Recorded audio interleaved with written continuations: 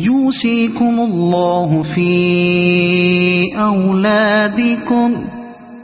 للذكر مثل حظ الأنثيين فإن كن نساء فوق 2 فلهن ثلثا ما ترك وإن كانت واحدة فلها النصف ولأبويه لكل واحد منهما السدس مما ترك إن كان له ولد فإن لم يكن له ولد وورثه أبواه فلأمه الثلث فإن كان له إخوة فلأمه السدس من بعد وصية يوصي بها أو دين آباؤكم وأبناؤكم لا تدرون أيهم أقرب لكم نفعا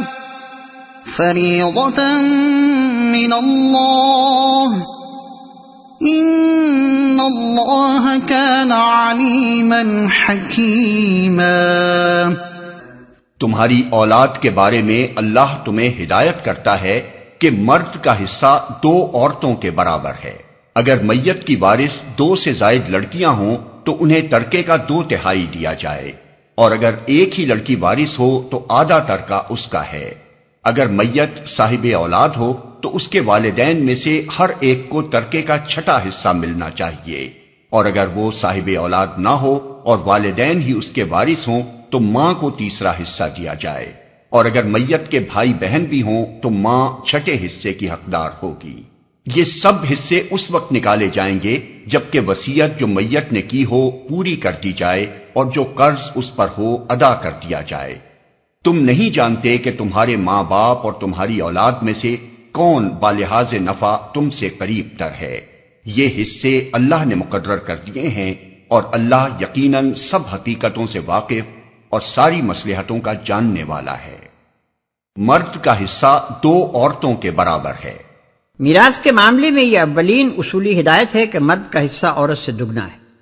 چونکہ شریعت نے خاندانی زندگی میں مرد پر زیادہ معاشی ذمہ داریوں کا بوجھ ڈالا ہے اور عورت کو بہت سی معاشی ذمہ داریوں کے بار سے سبکدوش رکھا ہے، لہذا انصاف کا تقاضا یہی تھا کہ میراث میں عورت کا حصہ مرد کی بنسبت کم رکھا جاتا ہے۔ اگر میت کی وارث 2 سے زائد لڑکیاں ہوں تو انہیں ترکے کا 2/3 دیا جائے۔ یہی حکم 2 لڑکیوں کا بھی ہے۔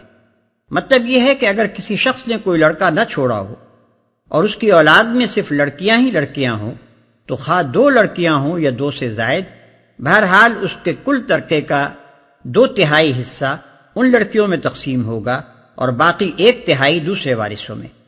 لیکن اگر میت کا صرف 1 لڑکا ہو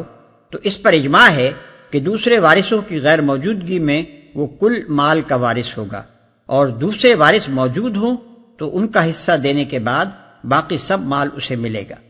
اگر میت صاحب اولاد ہو تو اس کے والدین میں سے ہر ایک کو ترکے کا 6واں حصہ ملنا چاہیے۔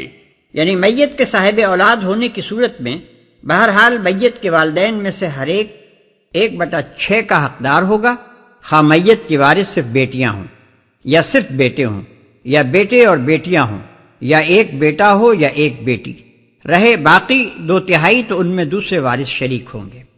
اور اگر وہ صاحب اولاد نہ ہو اور والدین ہی اس کے وارث ہوں تو ماں کو 3واں حصہ دیا جائے۔ ماں باپ کے سوا کوئی اور وارث نہ ہو تو باقی 2/3 باپ کو ملے گا، ورنہ 2/3 میں باپ اور دوسرے وارث شریک ہوں گے۔ اور اگر میت کے بھائی بہن بھی ہوں تو ماں 6 حصے کی حقدار ہوگی۔ بھائی بہن ہونے کی صورت میں ماں کا حصہ 1/3 کے بجائے 1/6 کر دیا گیا ہے۔ اس طرح ماں کے حصے میں سے جو 1/6 لیا گیا ہے وہ باپ کے حصے میں ڈالا جائے گا، کیونکہ اس صورت میں باپ کی ذمہ داریاں بڑھ جاتی ہیں۔ یہ واضح رہے کہ میت کے والدین اگر زندہ ہوں تو اس کے بہن بھائیوں کو حصہ نہیں پہنچتا۔ یہ سب حصے اس وقت نکالے جائیں گے جبکہ وصیت جو میت نے کی ہو پوری کر دی جائے اور جو قرض اس پر ہو ادا کر دیا جائے۔ وصیت کا ذکر قرض پر مقدم اس لیے کیا گیا ہے کہ قرض کا ہونا ہر مرنے والے کے حق میں ضروری نہیں ہے اور وصیت کرنا اس کے لیے ضروری ہے، لیکن حکم کے اعتبار سے امت کا اس پر اجماع ہے کہ قرض وصیت پر مقدم ہے،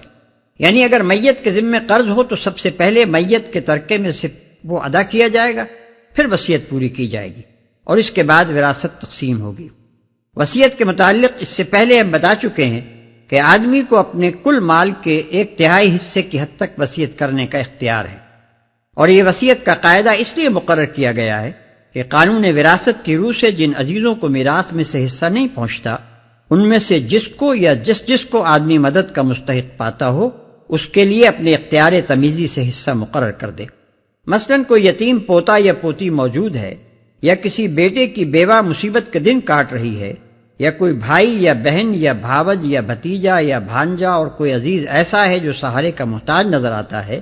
تو اس کے حق میں وصیت کے ذریعے سے حصہ مقرر کیا جا سکتا ہے، اور اگر رشتہ داروں میں کوئی ایسا نہیں ہے تو دوسرے مستحقین کے لیے یا کسی رفاع عام کے کام میں صرف کرنے کے لیے وصیت کی جا سکتی ہے۔ خلاصہ یہ ہے کہ آدمی کی کل ملکیت میں سے 2/3 یا اس سے کچھ زائد کے متعلق شریعت نے میراث کا ضابطہ بنا دیا، جس میں سے شریعت کے نامزد کردہ وارثوں کو مقررہ حصہ ملے گا، اور 1/3 یا اس سے کچھ کم کو خود اس کے ثوابدید پر چھوڑ دیا گیا ہے کہ اپنے مخصوص خاندانی حالات کے لحاظ سے، جو ظاہر ہے کہ ہر آدمی کے معاملے میں مختلف ہوں گے، جس طرح مناسب سمجھے تقسیم کرنے کی وصیت کر دے۔ پھر اگر کوئی شخص اپنی وصیت میں ظلم کرے یا بالفاظ دیگر اپنے اختیار تمیزی کو غلط طور پر اس طرح استعمال کرے جس سے کسی کے جائز حقوق متاثر ہوتے ہوں، تو اس کے لیے یہ چارہ کار رکھ دیا گیا ہے کہ خاندان کے لوگ باہمی رضامندی سے اس کی اصلاح کر لیں یا قاضی شرعی سے مداخلت کی درخواست کی جائے اور وہ وصیت کو درست کر دے۔ مزید تفصیل کے لیے ملاحظہ ہو میرا رسالہ یتیم پوتے کی وراثت۔ اور اللہ یقیناً سب حقیقتوں سے واقف اور ساری مصلحتوں کا جاننے والا ہے۔ یہ جواب ہے ان سب نادانوں کو جو میراث کے اس خدائی قانون کو نہیں سمجھتے اور اپنی ناقص عقل سے اس کسر کو پورا کرنا چاہتے ہیں جو ان کے نزدیک اللہ کے بنائے ہوئے قانون میں رہ گئی۔ وَلَكُمْ نِصْفُ مَا تَرَكَ أَزْوَاجُكُمْ إِن لَّمْ يَكُن لَّهُنَّ وَلَدٌ فَإِن كَانَ لَهُنَّ وَلَدٌ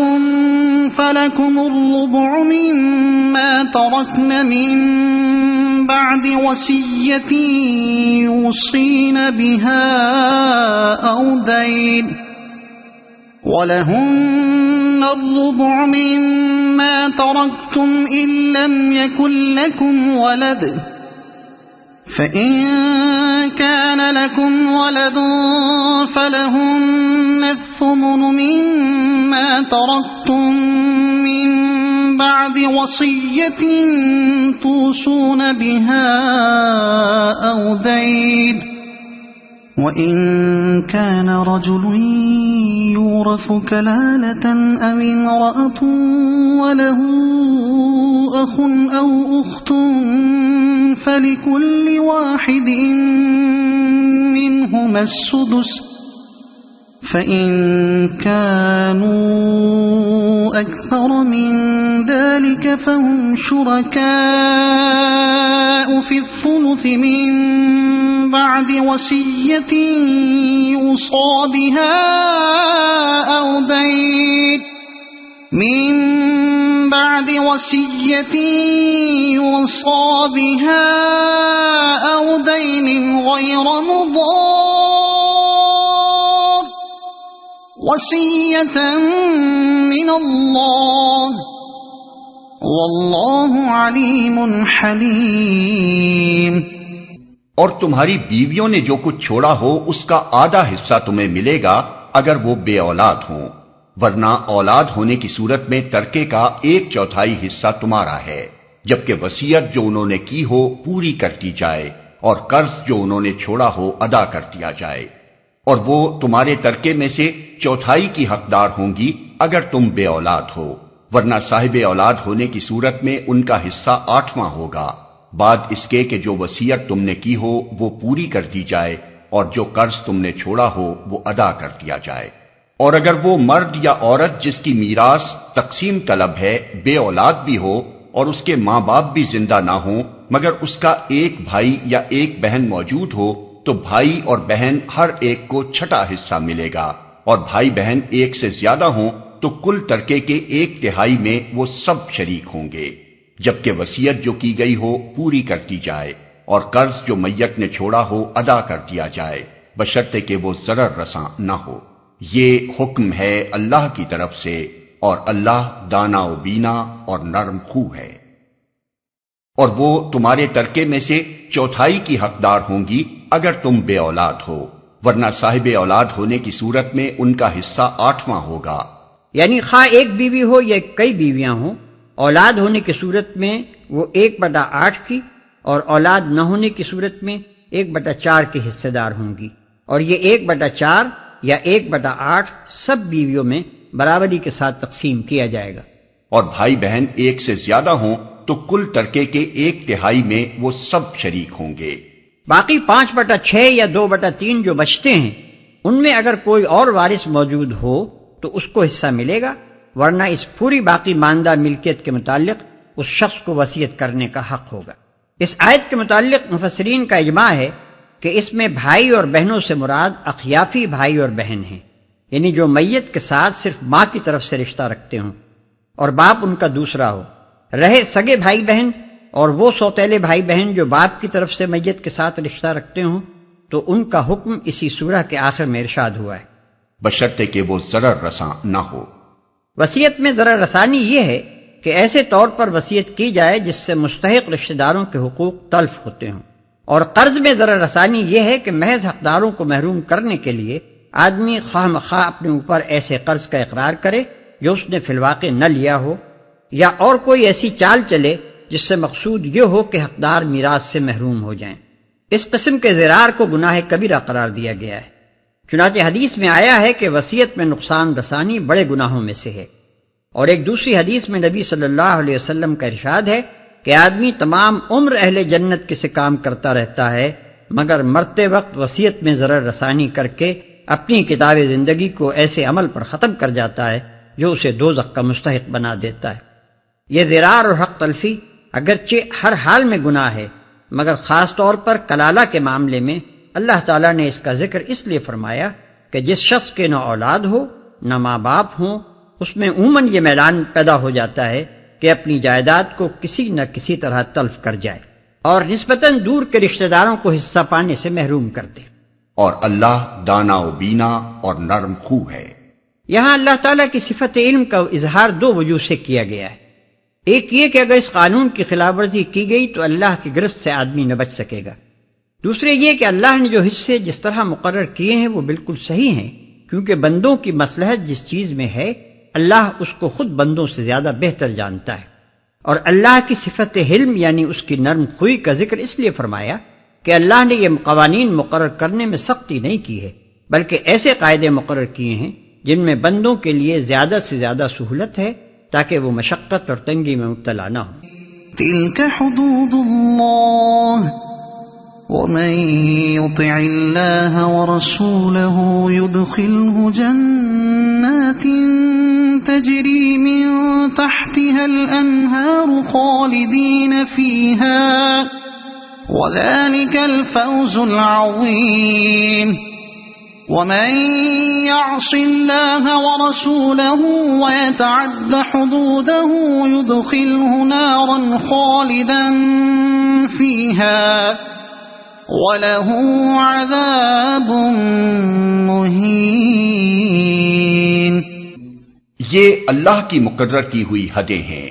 جو اللہ اور اس کے رسول کی اطاعت کرے گا اسے اللہ ایسے باغوں میں داخل کرے گا جن کے نیچے نہریں بہتی ہوں گی، اور ان باغوں میں وہ ہمیشہ رہے گا، اور یہی بڑی کامیابی ہے۔ اور جو اللہ اور اس کے رسول کی نافرمانی کرے گا اور اس کی مقرر کی ہوئی حدوں سے تجاوز کر جائے گا اسے اللہ آگ میں ڈالے گا جس میں وہ ہمیشہ رہے گا، اور اس کے لیے رسوا کن سزا ہے۔ یہ ایک بڑی خوفناک آیت ہے جس میں ان لوگوں کو ہمیشگی کے عذاب کی دھمکی دی گئی ہے جو اللہ تعالیٰ کے مقرر کیے ہوئے قانون وراثت کو تبدیل کریں یا ان دوسری قانونی حدوں کو توڑیں جو خدا نے اپنی کتاب میں واضح طور پر مقرر کر دی ہیں۔ لیکن سخت افسوس ہے کہ اس قدر سخت وعید کے ہوتے ہوئے بھی مسلمانوں نے بالکل یہودیوں کی سی جسارت کے ساتھ خدا کے قانون کو بدلا اور اس کی حدوں کو توڑا۔ اس قانون وراثت کے معاملے میں جو نافرمانیاں کی گئی ہیں وہ خدا کے خلاف کھلی بغاوت کی حد تک پہنچتی ہیں۔ کہیں عورتوں کو میراث سے مستقل طور پر محروم کیا گیا، کہیں صرف بڑے بیٹے کو میراث کا مستحق ٹھہرایا گیا، کہیں سرے سے تقسیم میراث ہی کے طریقے کو چھوڑ کر مشترک خاندانی جائیداد کا طریقہ اختیار کر لیا گیا، کہیں عورتوں اور مردوں کا حصہ برابر کر دیا گیا۔ اور اب ان پرانی بغاوتوں کے ساتھ تازہ ترین بغاوت یہ ہے کہ بعض مسلمان ریاستیں اہل مغرب کی تقلیب میں وفات ٹیکس یعنی ڈیتھ ڈیوٹی اپنے ہاں رائج کر رہی ہیں، جس کے معنی یہ ہے کہ میت کے وارثوں میں ایک وارث حکومت بھی ہے جس کا حصہ رکھنا معاذ اللہ میاں بھول گئے تھے۔ حالانکہ اسلامی اصول پر اگر میت کا ترکہ کسی صورت میں حکومت کو پہنچتا ہے تو وہ صرف یہ ہے کہ کسی مرنے والے کا کوئی قریب و بعید رشتہ دار موجود نہ ہو اور اس کا چھوڑا ہوا مال تمام اشیاء متروکہ انکلیمڈ پراپرٹیز کی طرح داخل بیت المال ہو جائے، یا پھر حکومت اس صورت میں کوئی حصہ پا سکتی ہے جبکہ مرنے والا اپنی وصیت میں اس کے لیے کوئی حصہ مقرر کر جائے۔